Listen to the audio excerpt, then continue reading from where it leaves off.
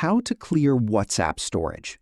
In this video, I'll show you how to clear storage in WhatsApp to free up space on your Android phone. The process is simple and only takes a few moments, so let's get started. First, open WhatsApp on your phone. Next, tap the three dots in the top right corner and select Settings.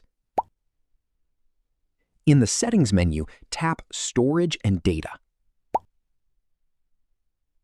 Now tap Manage Storage. Here, you'll see how much storage WhatsApp is using, along with a list of your chats and the amount of space each one is taking up. Tap on the chat that's using the most storage. You'll now see all the files shared in that conversation, such as photos, videos, documents, and other media. Select the files you no longer need. If you want to remove everything from that chat, tap Select All, then tap the Delete icon and confirm your choice.